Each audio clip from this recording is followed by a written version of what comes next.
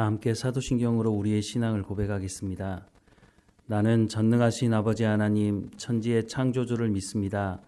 나는 그의 유일하신 아들 우리 주 예수 그리스도를 믿습니다. 그는 성령으로 잉태되어 동정녀 마리아에게서 나시고 본디오 빌라도에게 고난을 받아 십자가에 못 박혀 죽으시고 장사된 지 사흘 만에 죽은 자 가운데서 다시 살아나셨으며 하늘에 오르시어 전능하신 아버지 하나님 우편에 앉아 계시다가 거기로부터 살아있는 자와 죽은 자를 심판하러 오십니다. 나는 성령을 믿으며 거룩한 공교회와 성도의 교제와 죄를 용서받는 것과 몸의 부활과 영생을 믿습니다. 아멘. 찬송가 309장 함께 찬양하겠습니다. 찬송가 309장입니다. 목마른 내 영혼 주가 이미 허락한 그 귀한 영생수 주여 갈망합니다. 그 약속 따라서 힘써 간구하오니 오 주여 내 기도 어서 들어주소서. 예수의 사랑 예수의 사랑 바다 물결같이 내게 임하니 영광의 물결에 온전히 쌓여서 내 영혼의 기쁨 한량없도다. 주 내게 약속한 금비 내려주시려 은혜의 저 구름 건너편에 떠올라 그 귀한 징조가 내게 밝히 보이니 나 힘을 다하여 주께 간구합니다. 예수의 사랑 예수의 사랑 바다 물결같이 내게 임하니 영광의 물결에 온전히 쌓여서 내 영혼의 기쁨 한량없도다. 은혜의 소낙비 지금 흡족히 내려 구원의 큰 강물 흘러 차고 넘쳐서 내 주한 모든 죄 모두 씻어버리니 나 지금 은혜를 충만하게 받았네. 예수의 사랑 예수의 사랑 바다 물결같이 내게 임하니 영광의 물결에 온전히 쌓여서 내 영혼의 기쁨 한량없도다. 그 차고 넘치는 주의 은혜의 물결 힘차게 밀려와 내게 만족합니다. 오 할렐루야로 주를 찬송하오니 내 마음의 기쁨이 항상 충만함이라. 예수의 사랑 예수의 사랑 바다 물결같이 내게 임하니 영광의 물결에 온전히 쌓여서 내 영혼의 기쁨 한량없도다. 아멘. 오늘 하나님께서 우리에게 주시는 말씀은 사도행전 16장 6절에서 10절까지 말씀입니다. 사도행전 16장 6절에서 10절까지 말씀 우리 함께 읽겠습니다.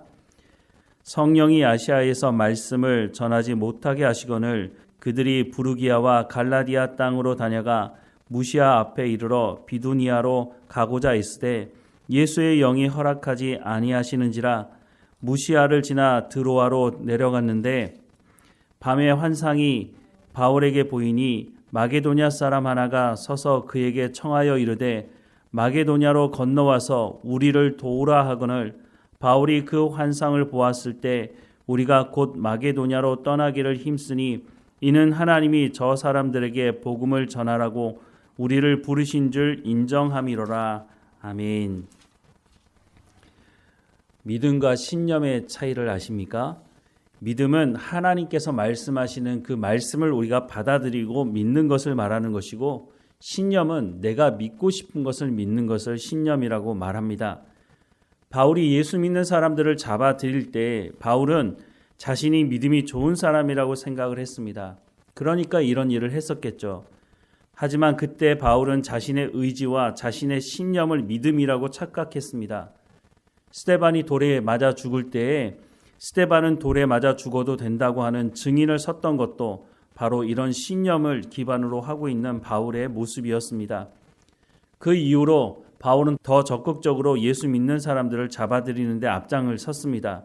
누가 시켜서 그런 것이 아닙니다. 바울이 믿고 있는 그 신념이 바울로 하여금 예수 믿는 사람들을 잡아들이는데 앞장서도록 한 것이었죠.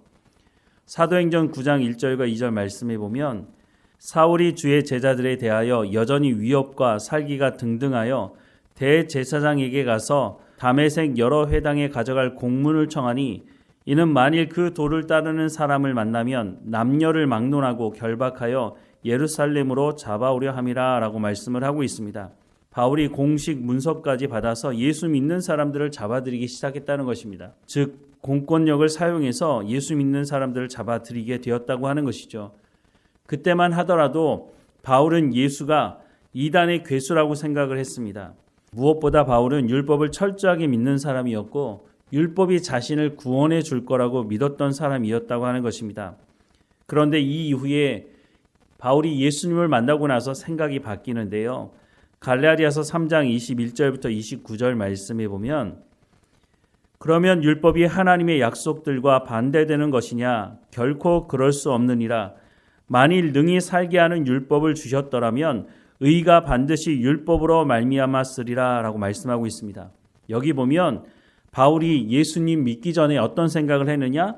능히 살게 하는 율법을 주셨더라면 이라고 말씀하고 있습니다. 즉 율법이 자신을 살릴 거라고 생각을 했다는 거죠. 예수가 아니라 율법이 자신을 살릴 거라고 생각을 했다고 말씀을 하고 있습니다. 그런데 예수님을 만나고 나서 생각이 바뀌었죠.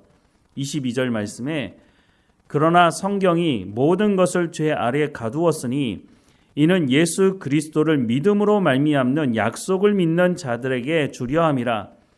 믿음이 오기 전에 우리는 율법 아래에 매인 바 되고 계시될 믿음의 때까지 갇혔느니라. 이같이 율법이 우리를 그리스도께로 인도하는 초등교사가 되어 우리로 하여금 믿음으로 말미암아 의롭다함을 얻게 하려 함이라. 믿음이 온 후에는 우리가 초등교사 아래 있지 아니하도다.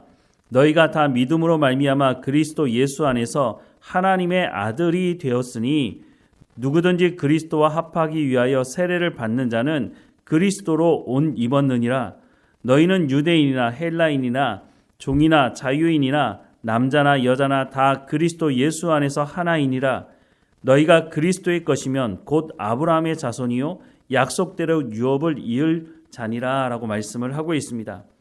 바울이 예수님을 믿는 사람들을 잡아들일 때에는 이런 생각을 하지 않았죠. 율법이 우리를 살려주지 예수가 우리를 살려주는 것이 아니라고 하는 그런 신념을 바탕으로 예수 믿는 사람들을 잡아들였지만 바울이 예수님을 만나고 나서는 율법이 우리를 살려주는 것이 아니라 예수 그리스도를 믿음으로 말미암아 구원받는다고 하는 것을 알게 되었고 그래서 생명의 위협을 받으면서도 예수가 바로 하나님의 아들이시라고 하는 것을 예수님을 만나고 난 즉시로 선포하기 시작했다는 것을 성경은 말씀해주고 있다고 하는 것입니다. 그러면 율법은 필요 없는 것이냐? 조금 전에 읽었던 갈라디아서 말씀에도 말씀하고 있지만 율법이 필요 없는 것이 아니라는 것입니다. 율법이 우리를 죄가 있는 것을 깨닫게 하심으로 우리를 예수 그리스도께로 인도하는 중요한 기능을 하고 있다고 하는 것을 말씀해주고 있는 것이죠. 바울은 어느 곳에 가든지 복음이 무엇인지 정확하게 말씀을 전했습니다. 바울이 자신이 믿고 있던 그 믿음이 잘못된 믿음이고 그것이 신념이라고 하는 것에 대해서 분명히 말하고 있죠. 그리고 예수님을 믿고 나서 자신이 어떻게 변화되었는지 자신이 스데반을 죽일 때의 증인을 섰던 것도 정직하게 고백을 합니다. 내가 그런 사람이었지만 내가 예수님을 통해서 구원받게 되었다, 변화되었다라고 하는 것을 증거하며 살아갔죠. 이런 바울이 2차 전도여행을 하면서 지금으로 얘기하자면 터키 북쪽을 향해서 복음을 전하려고 했습니다. 그런데 복음을 전하려고 하는 이 바울의 발걸음을 막은 분이 바로 성령님이셨다라고 오늘 본문은 말씀해주고 있는데요. 6절 이하의 말씀을 다시 한번 보면 성령이 아시아에서 말씀 전하지 못하게 하시거늘이라고 말씀을 하고 있습니다. 아니 복음을 전하려고 하는데 성령이 충만한 이 바울이 복음을 전하려고 하는데 성령께서 그 복음 전하는 것을 막으셨다라고 말씀을 하고 있습니다. 그래서 어떻게 했느냐? 그들이 부르기아와 갈라디아 땅으로 다녀가 무시아 앞에 이르러 비두니아로 가고자 애쓰되라고 말씀하고 있습니다. 지금의 터키 북쪽을 향해서 선교지를 정하고 복음을 전하라고 애를 쓰고 있는데 성령께서 이 길을 막으셨다라고 말씀합니다. 이어지는 말씀에도 예수의 영이 허락하지 아니하시는지라라고 말씀을 하고 있습니다. 우리가 이런 일을 당할 때 우리는 어떻게 반응할까요? 아니, 내가 다른 것을 하려고 하는 것도 아니고 복음을 전하려고 하는데 왜 예수의 영, 성령이 이 길을 막는 것일까? 참 의문이 들 수밖에 없는 상황인 거죠. 그래서 무시아로 지나 드로아로 내려갔는데 밤의 환상이 바울에게 보이니 마게도냐 사람 하나가 서서 그에게 청하여 이르되 마게도냐로 건너와서 우리를 도우라 하거늘 바울이 그 환상을 보았을 때 우리가 곧 마게도냐로 떠나기를 힘쓰니 이는 하나님이 저 사람들에게 복음을 전하라고 우리를 부르신 줄로 인정함이로라 라고 말씀을 하고 있습니다. 바울은 성령이 충만한 사람이었습니다. 그래서 이 일이 성령으로부터 시작되었다는 것을 분명히 알았습니다. 성령께서 다른 길로 가라고 바울을 이끄신다는 것을 깨달아 알게 된 것이죠. 마게도냐는 지금으로 하자면 터키에서 유럽으로 건너가는 그 길을 말하는 것입니다. 이 일을 통해서 복음이 유럽을 향해서 전해지기 시작하는 그 첫 문이었던 것을 성경은 말씀해주고 있는 것이죠. 복음을 전하는 사람은 성령이 충만해야 합니다. 그래야 이것이 하나님의 말씀인지 성령이 인도하시는 것인지 사탄이 방해하는 것인지를 구분할 수 있게 되는 것이죠. 우리가 열심을 내는데 자꾸 일이 막히는 경우가 있습니다. 그럴 때에는 성령께서 그 길을 막으시는 것인지 아니면 내가 잘못된 길을 가고 있는 것인지 그 부분들을 분명하게 성령을 통해서 우리가 분간할 수 있어야 한다고 하는 것입니다. 성령이 충만했던 바울은 이것이 하나님으로부터 오는 사인이라고 하는 것을 성령께서 인도하시는 것이라는 것을 분명히 알고 자신의 고집, 이전에도 자신의 신념을 따라 살다가 예수 믿는 사람들을 잡아들였던 바울의 경험이 있지 않습니까? 바울은 자신의 고집을 내세우지 않았습니다.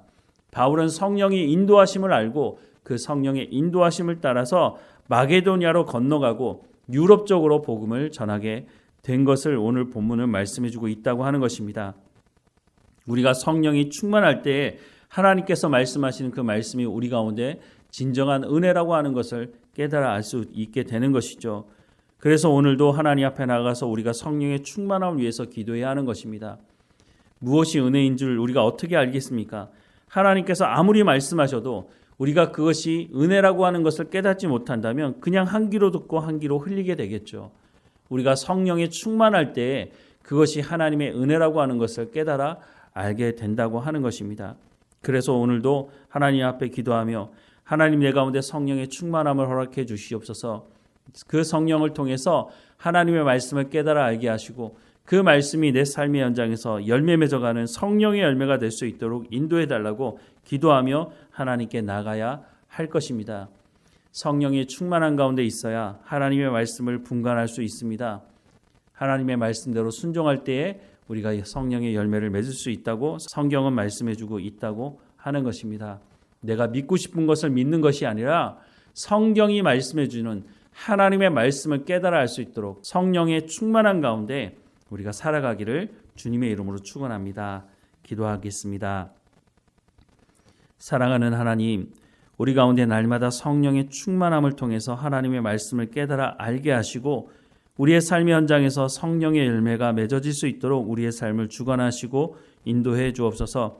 하나님, 우리 가운데 말씀하시지만 그 말씀을 깨달아 알지 못하고 성령을 통해 행하지 못함으로 우리가 온전한 그리스도인으로 살아가지 못하는 자리에 머물러 있지 않도록 우리가 그리스도의 장성한 분량에 이를 수 있도록 오늘도 성령의 충만함으로 우리의 삶을 이끌어 주시고 하나님의 말씀을 깨달아 알게 하셔서 성령의 열매 맺는 삶의 현장 가운데 나갈 수 있도록 인도해 주옵소서. 그래서 더 나아가서 우리가 하나님의 백성이라고 하는 것을 우리 주변 사람들이 알게 하시고 그들에게 복음을 증거할 때 그들이 복음을 듣고 하나님께 나와 우리와 함께 예배할 수 있도록 은혜를 허락해 주옵소서. 오늘도 어느 곳에 있든지 깨어있게 하시며 맡겨진 모든 일에 충성을 다할 수 있도록 건강함도 지혜와 명철도 우리 가운데 허락해 주옵소서. 몸이 연약한 성도들 한 사람 한 사람마다 지켜주시고 강건하여지게 하옵소서. 하나님께 늘 감사하는 이 하루가 될 수 있도록 인도해 주옵소서. 예수님의 이름으로 기도드립니다. 아멘. 하늘에 계신 우리 아버지, 아버지의 이름을 거룩하게 하시며 아버지의 나라가 오게 하시며 아버지의 뜻이 하늘에서와 같이 땅에서도 이루어지게 하소서. 오늘 우리에게 일용할 양식을 주시고 우리가 우리에게 잘못한 사람을 용서하여 준 것 같이 우리 죄를 용서하여 주시고 우리를 시험에 빠지지 않게 하시고 악에서 구하소서. 나라와 권능과 영광이 영원히 아버지의 것입니다. 아멘.